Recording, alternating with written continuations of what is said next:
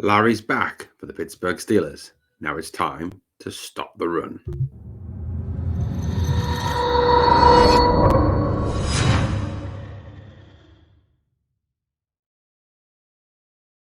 Hello, Steeler Nation, and thank you for joining another episode of your Pittsburgh Steelers Syndicate with me, your host, Britsburgh, Owen, speaking to you here in the UK. And first of all, guys, I want to say a massive Happy New Year to Steeler Nation out there, the biggest and the best family in the world.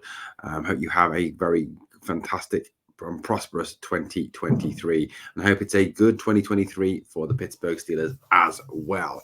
Well, guys, if you've just found the Pittsburgh Steelers Syndicate, if you are a die-hard black and gold fan like me and Mark, then hit the sub, ring the notification bell, and come and join the Pittsburgh Steelers Syndicate family.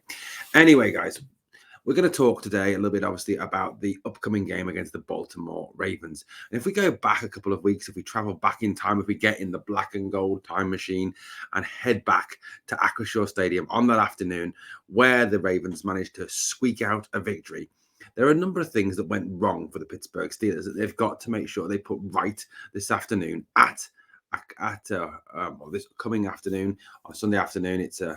It is already Sunday here for me. I know it's not there for you, but they've got things they've got to put right. Number one, stop the run. Number two, no turnovers. Number three, establish the run. And number four, get after the Baltimore Ravens secondary. That's the key things they need to do. Now, all week it's been trending as to looking like that Larry Ogunjobi would not play for the Pittsburgh Steelers against the Baltimore Ravens at M&T Bank Stadium. Ogunjobi has, to be fair, been carrying injuries all year and has spent a lot of time missing practice sessions, missing training sessions because of those injuries, and has only actually been available for games. Now, obviously, coming into this weekend, he was originally labelled questionable. Now it appears that he has been upgraded and will play Sunday afternoon against the Baltimore Ravens, which is great news for the Pittsburgh Steelers. After all, the Steelers need a full, strong, healthy defensive front if they're going to stop the Ravens' running game, which caused them so much damage last time. Now we have obviously got cause for optimism and cause for positivity going into this game that we can stop the run. What are those causes for optimism? Well, first of all, the Panthers game, when the Steelers held the Panthers to just 21 yards rushing. Panthers have since run for over 500 yards in games after the Steelers' defeat. Add to that as well their ability to stop Josh Jacobs, the leading rusher in the NFL.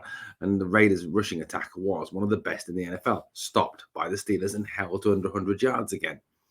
Part of the reason why I think the Baltimore Ravens got such a one-up on the Steelers in the game at Acrisure Stadium was the fact that I don't think the Steelers have had a plan, particularly for J.K. Dobbins being back. I think Dobbins coming back was a bit of a surprise for the Steelers. They've had more time to plan, more time to game plan for him, and I think therefore will be more able to stop him this time round. In addition to that, they've got to make sure that they obviously have no more turnovers. Now, what happened in the last game was that obviously Mitch Trubisky turned over the ball 3 times. I am still firmly of the belief that if Kenny Pickett had played the whole game, all 4 quarters, the Steelers would have won that game, as they would not have turned the ball over 3 times. I don't think Pickett would have made anywhere near the same number of mistakes as Trubisky made in that game. So, obviously, no turnovers Sunday afternoon will lead, I think, to a Steeler victory. Number 3, let's have a look at the rushing attack. The Steelers' rushing attack has really improved since the bye.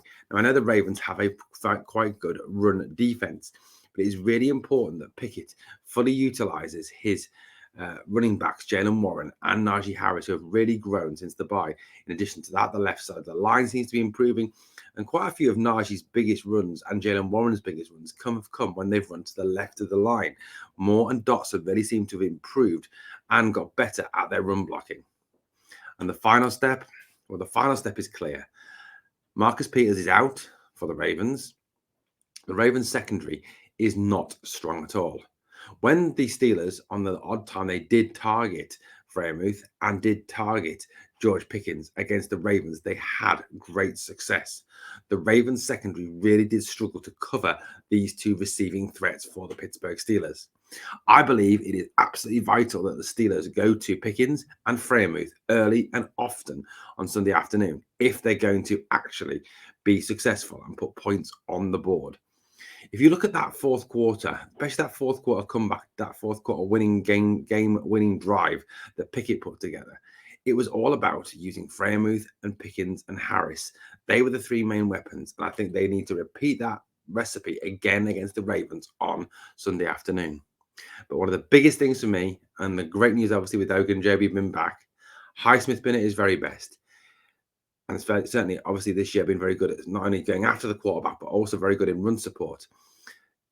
Add that also with Terrell Edmonds, and I think you've got a recipe there for stopping the Ravens' run game. If you stop the Ravens running the ball, you turn their offense into a completely ineffective offense due to the fact that their wide receivers and their quarterback, in terms of throwing the ball, are not effective at all in this NFL.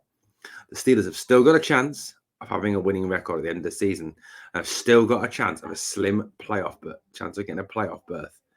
Let's keep our optimism, Steeler Nation. We can get there.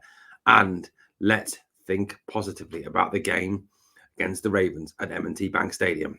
Let's finish this off, guys. And remember, drop me your comments. Let me know your predictions. Let me know what you think about the upcoming game against the Ravens. So let's finish this off, guys. Here we go, Steelers. Come on.